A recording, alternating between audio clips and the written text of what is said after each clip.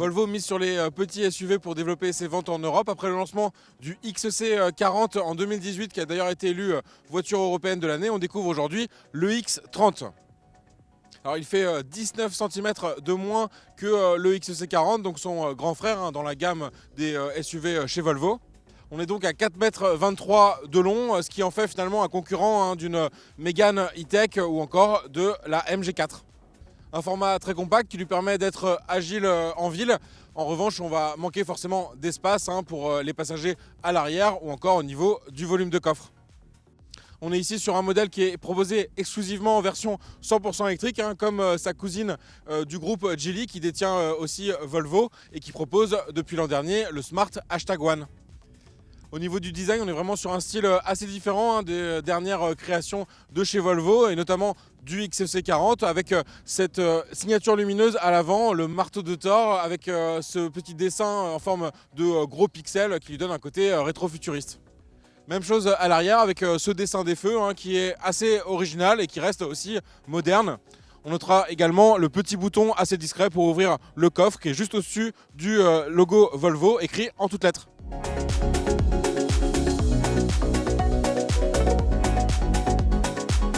Si on compare avec le Smart #1, on reste donc sur un design assez sobre, et ça c'est plutôt logique pour une marque comme Volvo, et à l'image de la couleur de notre modèle d'essai, donc ce bleu nuage qui fait plutôt figure de blanc métallisé. Mais on va voir tout de suite si on retrouve un petit peu plus d'originalité à l'intérieur.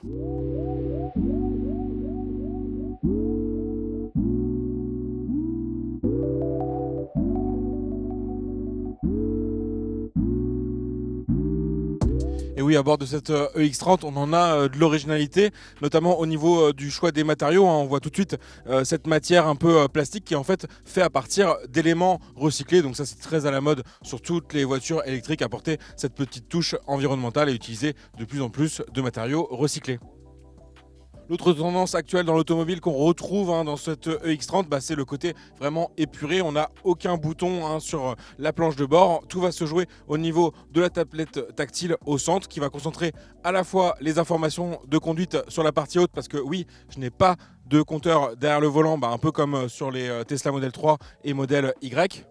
Sauf que là, l'orientation de la tablette, elle va être à la verticale, alors que chez Tesla, on est plutôt sur des écrans à l'horizontale. Ensuite, sur la partie basse de l'écran, on va retrouver tout ce qui est infodivertissement. Donc bien sûr, la navigation GPS. On est sur un système qui tourne sous Google. Donc on va retrouver finalement tout l'écosystème avec des applications déjà incluses comme YouTube, YouTube Music ou encore Waze. Donc finalement, pas vraiment besoin d'Android Auto. En revanche, il faudra un peu attendre pour la compatibilité avec Apple CarPlay. Volvo parle d'une mise à jour au deuxième semestre 2024. Bon, c'est un peu dommage de ne pas le proposer au lancement, mais c'est quand même bien que Volvo ait prévu des mises à jour régulières sur cette EX30. Il parle a priori d'une mise à jour par trimestre. Un côté épuré qu'on retrouve aussi au niveau des intérieurs de portières. Elles sont vraiment très fines, mais Volvo a tout de même réussi à placer un accoudoir et un petit espace de rangement. On notera aussi la présence d'une console centrale assez innovante. Sur notre version en finition haut de gamme, on a même droit à la charge induction pour les smartphones, un premier espace de rangement au niveau du plancher et ensuite une petite partie porte-gobelet, mais qu'on va pouvoir rentrer à l'intérieur, là où se trouvent également les commandes de vitres. Même chose, ça c'est lié au fait que les portières elles sont très fines. On notera aussi ces aérateurs assez originaux avec cette petite languette pour gérer l'orientation ou l'ouverture-fermeture. Pour démarrer, c'est assez simple. Finalement, il n'y a pas de bouton Start and Stop. Tout va passer par ce petit boîtier qui n'a aucun bouton. En fait, il va me permettre d'être détecté par le véhicule quand je m'approche. Pratique pour déverrouiller les portières. Et ensuite, une fois qu'il est à l'intérieur, on peut démarrer. Donc une utilisation sans clé qui est aussi assez moderne. Et bientôt, il y aura aussi la possibilité d'avoir une application smartphone pour ce système de véhicule sans clé. Un vaisseau plutôt épuré à l'extérieur comme à l'intérieur, mais maintenant on a très envie de voir sur la route ce que donne cette EX30.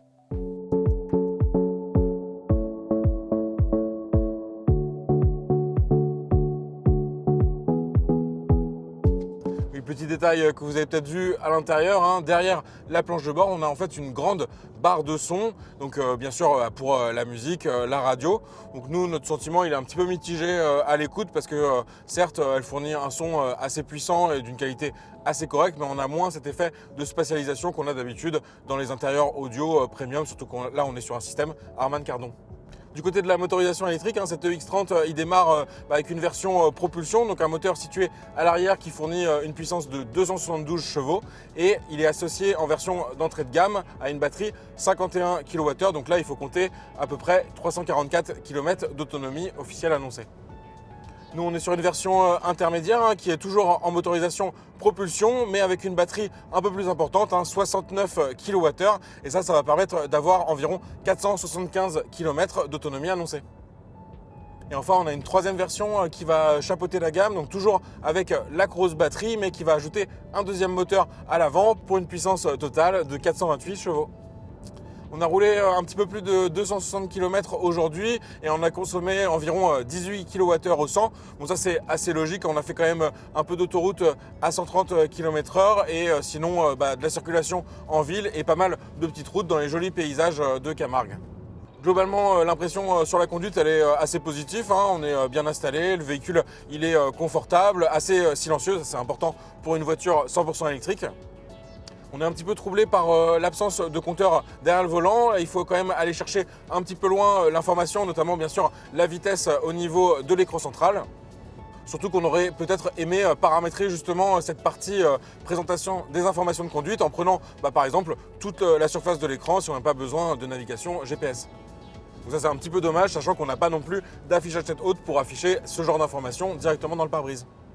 Du côté des aides à la conduite, on reste sur du très classique avec le duo régulateur de vitesse adaptatif et suivi des lignes de la route.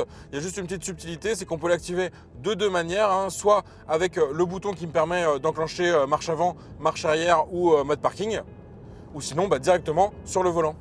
Alors c'est souvent un problème de ne pas avoir de bouton physique pour régler la climatisation. Alors à première vue, ici c'est le cas parce qu'il va falloir passer par l'écran et c'est jamais très confortable quand on est en train de conduire.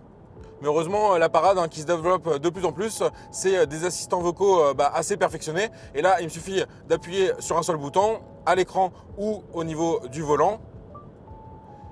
Je veux une température à 19 degrés.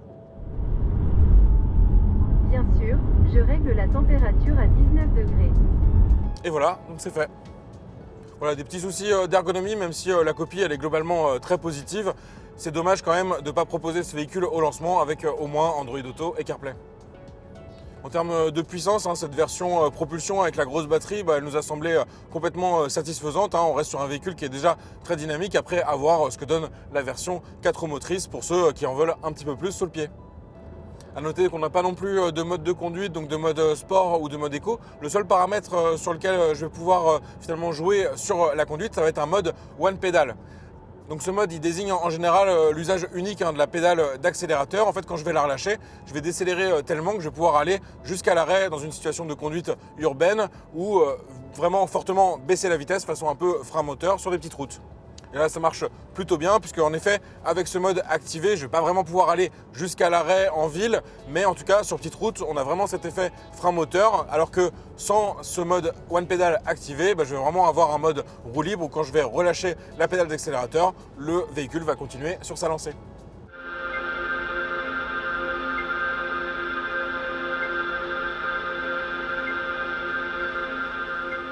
Dernière originalité de cette EX30 avec ce bruit ou plutôt cette ambiance sonore qui se déclenche quand j'active la marche arrière ou que je roule à basse vitesse. Ça va permettre de prévenir les personnes aux alentours, donc c'est une alerte plutôt sympathique.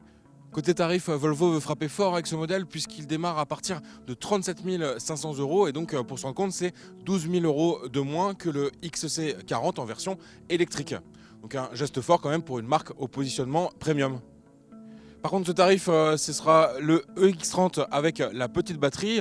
Pour la version avec la grosse batterie, les prix démarrent à partir de 41 700 €.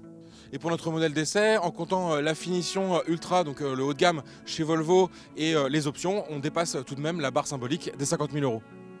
Ce modèle, il est produit en Chine et il ne bénéficie donc pas du bonus écologique en France depuis la mise en place du score environnemental en décembre 2023.